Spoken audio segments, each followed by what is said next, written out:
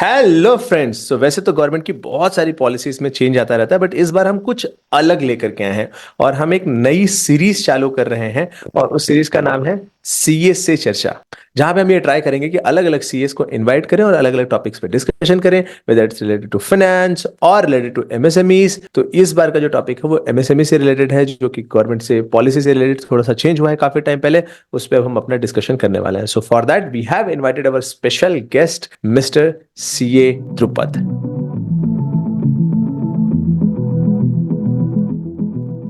और वो पूरा यहाँ पे बताएंगे कि पॉलिसी में क्या चेंज है, उसका क्या इंपैक्ट आ सकता है। और ये एक जनरल कन्वर्सेशन होगा, इससे आपको जरूर थोड़ा सा थिंकिंग में और इस पूरी इंफॉर्मेशन को गेन करने में, एनालाइज करने में भी आपको हेल्प होगी। So let's start.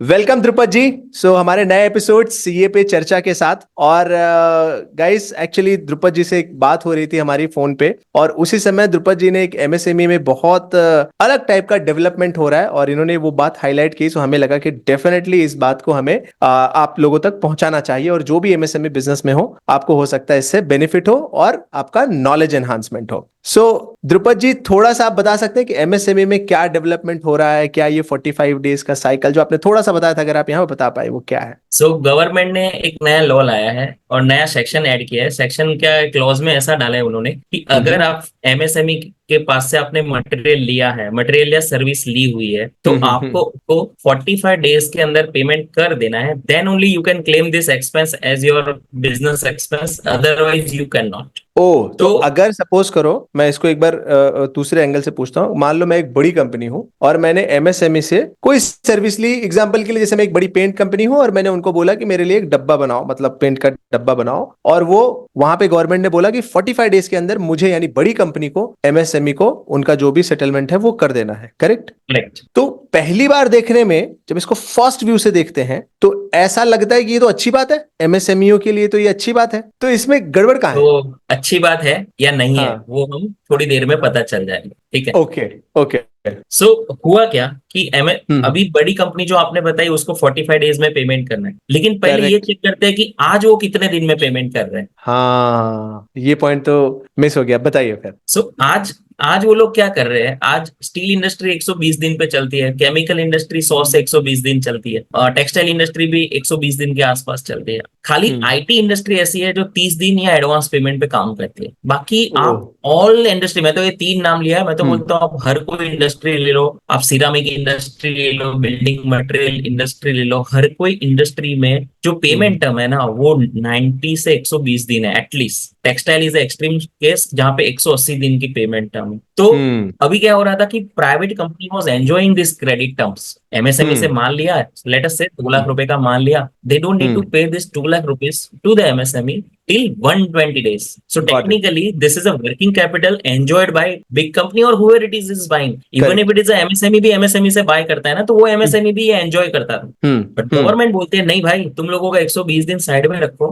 हम्म। आपको 45 डेज के अंदर पेमेंट करना है, अदरवाइज आपको ये क्लेम नहीं मिलेगा। ओ, तो आप सबसे पहले तो ये एक बहुत इंपॉर्टेंट इंफॉर्मेशन है कि हर सेक्टर का अलग अलग, लगभग लगभग एक साइकिल है, जो कि यस। ओवर द टाइम वो बिल्ड हुआ है। वो उनके बीच में बोलते हैं ना, क्या बोलते हैं, बायर एंड सेलर के बीच में वो ऑलरेडी बाय डिफॉल्ट एक नंबर बिल्ड हुआ है। किसी इंडस्ट्री में 90 दिन का, किसी में 120 दिन का, आईटी में आप बोल रहे हो 30-40 डेज का चलता है। और अब जो है गवर्नमेंट ने वहां पे ये बोला कि इसको बड़ी कंपनियों को, या चाहे जो भी कंपनियां हो, एमएसएमई को बेसिकली 45 डेज में क्लियरेंस करना है। उन्होंने बोला एमएसएमई से अगर आपने माल मटेरियल लिया या आपने हम्म उनसे सर्विस ली, you have to hmm clearance give a clearance in a 45 days, not even a 45 days. Let me tell you the briefly, they hmm are saying if you have a agreement, hmm written agreement of hmm 100 rupees stamp paper और whatever it is, hmm then 45 days. अगर आपके पास agreement नहीं है, then आपको हम्म। 15 days में payment करना है। Oh my God. तो अच्छा, अभी अब मुझे समझ में आ रहा है कि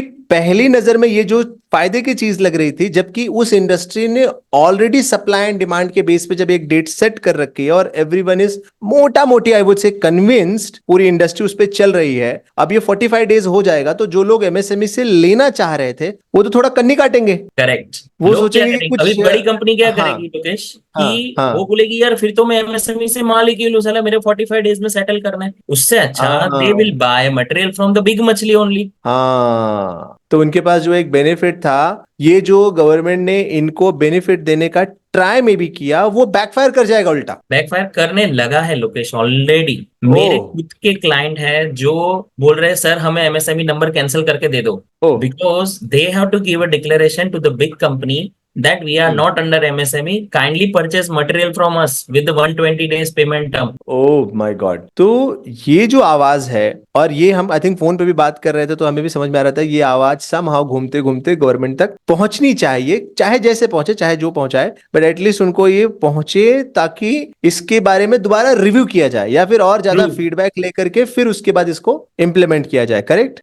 यस, मेरा ऐसा कहना है कि यार गवर्नमेंट इंडिया लेवल पे पेमेंट टर्म कैसे डिसाइड कर रही है, मुझे वो नहीं समझ में आ रहा है। हम्म। दूसरी चीज, अगर तुमको ये करना ही था तो पहले हम्म। एमएसएमई को पूछो ना, उनको क्या चाहिए। एमएसएमई को क्या चाहिए कि भाई 120 दिन अगर पेमेंट टर्म है, I should hmm. Get money in 120 days. Hmm. See उनका what is the real concern of the MSME is that कि लोग, even if it is a big company, they are keeping delaying of the payment more than 120 days. मतलब 120 दिन की term होती है ना, तो एक्चुअली पेमेंट आता है 135 दिन में आता है।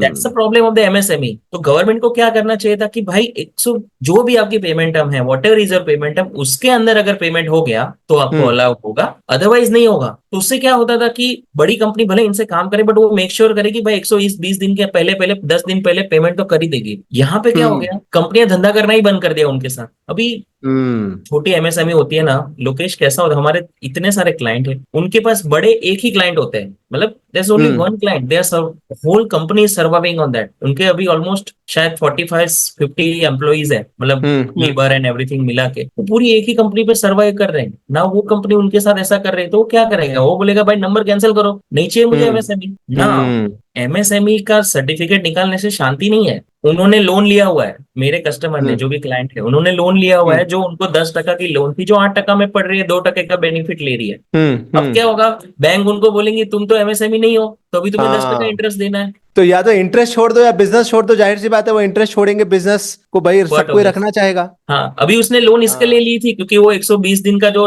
पेमेंट टर्म दे रहा था, वो कहाँ से हम्म। दे रहा था, लोन लेके ही तो दे रहा था ना एमएसएमई ना। वो हम्म। भी मतलब इसकी जो इम्पैक्ट देख रहे हो ना लोकेश, आपको अप्रैल में जून महीने में दिखेगी। ऑलरेडी सूरत एग्जैक्टली। में धंधे हम्म। बंद होने लगे टोटली। मतलब हम्म। आप पूछो मार्केट में सब नल्ले बैठे हैं, क्यों बैठे हैं, क्योंकि they don't have a clarity on this act. Number one, they are still hoping कि गवर्नमेंट कुछ करेगी।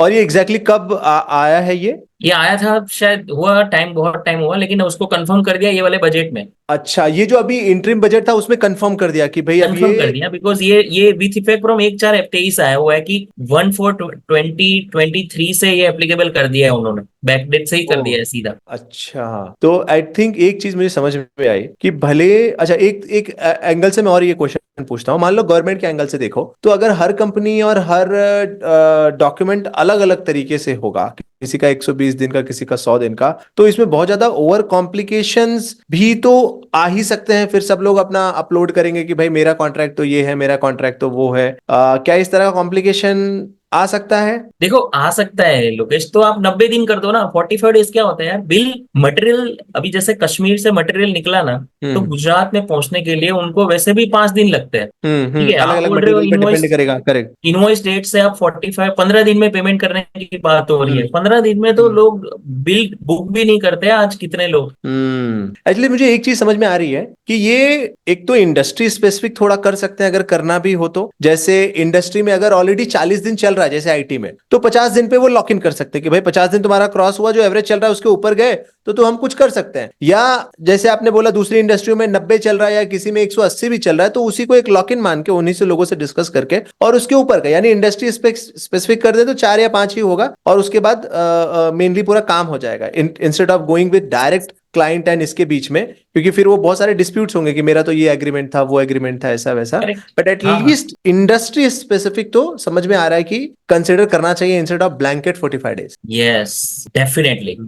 सो हम्म। ये बड़ा डिस्ट्रप्शन है एंड इम्पैक्ट दिखने लगेगी। ये बार का आप एडवांस टैक्स ही देख लेना, जो 2 टाइम से ग्रो हो रहा है ना, पिछले 3 क्वार्टर में जो जमा हुआ है टैक्स एडवांस गवर्नमेंट का, इस बार कम हो जाएगा। ओके, अगर ये कम हुआ तो पक्का वो लोग रिव्यू करेंगे कहाँ से कम हुआ, और फिर इसको फिर आई थिंक बैक ट्रैक करेंगे, करना ही पड़ेगा। अरे उनके घर की खेती है ना, so they can do it. मैं बताना चाहता हूँ कि जो whatever we discuss is that कि ये एक बड़ा इश्यू होने वाला है। गवर्नमेंट हाँ। Should look into this very seriously. अगर नहीं हम्म। देखेंगे ना तो बहुत सारे धंधे बंद हो जाएंगे। So again, so if you remember 16 में दे लोग उन्होंने नोटबंदी किया, 17 में जीएसटी लाया, तो मार्केट पे असर होती है सब चीज की, बड़े बिल्कुल डिसेप्शन बिल्कुल, हर चीज का होता है। अफेक्ट पड़ती है। अभी 20 में कोरोना आया, वो तो चलो उनका काम नहीं था, लेकिन अभी कुदरत ने वो कर दिया। तो हम्म। हर जगह से इंडिया वो हर जगह मार खाता खाता खाता आगे बढ़ रहा है। ये अगेन एक वन मोर चीज आ रही है जो मुझे ऐसे लग रही है कि ये बड़ा इशू होने वाली है। सी, एक साल लगेगा अगर, चलो लेट अस सी कि ये चलता रहा, मतलब गवर्नमेंट ने हम्म। सुना ही नहीं ये बात, तो हम्म। एक साल लगेगा इसको सेटल होने के लिए। हम्म। देन एवरीवन इज ओके ना कि भाई 45 डेज में पैसा आ रहा है, ये अच्छा भी है एक तरह से। लेकिन प्रैक्टिकली पॉसिबल है, वो मुझे क्वेश्चन है। मे बी इसको कुछ फेज वाइज किया जा सकता था कि अभी के लिए 100 डेज, फिर उसके बाद वो बोलते कि एक साल बाद हम इसको 80 करने वाले हैं, तैयार रहना, उस हिसाब से तुम लोग अपनी तैयारी करो, एंड देन हम इसको हाँ 60 एंड हाँ, देन 45 कर देंगे। मतलब पहले बड़ा विंडो दे करके उसको रिड्यूस रिड्यूस, ताकि अपने सिस्टम्स, अपने थॉट प्रोसेस, अपनी चीजें आप इसको बैठाते रहो, एंड रिपोर्ट अस ऑल्सो कि इसमें क्या इशू आ रहा है। True true. है ना, मतलब हमको एक फीडबैक भी, उनको एक फीडबैक भी मिलेगा कि भाई इसमें इशू आ रहा है, आप जो ये 80 का लेकर के जाओ, इसमें ये दो बड़े कंसर्न है, ये निकल के आएंगे, इससे जो है आप इसको पहले फिक्स कर लो। करेक्ट। ये भी अच्छा idea, I like this this concept. I हाँ। आल्सो, ये ऐसा भी कर सकते हैं, फेज मैनेजमेंट कर दो यार। हाँ, मतलब पहले से लोगों को तैयारी है कि देखो आने वाला 45 पे ही है, अभी 100 से शुरू हुआ है, ऐसे ऐसे करके ये नीचे ही आना है, ये लगभग लगभग तय है। तो लोग उस हिसाब से सिस्टम्स, ट्रांसपोर्टेशन, क्योंकि मुझे एक चीज जो आपने ट्रांसपोर्टेशन वाली बात की, वो मुझे जेन्युइनली फील हो रहा है कि अगर जैसे सच में अगर कोई चीज किसी एक जगह से दूसरी जगह हो सकता है डिस्टेंस कम ही हो, लेकिन वो चीज ही ऐसी हो कि उसका ट्रांसफर स्लो ही किया जा सकता है, ऐसे नहीं कि उसको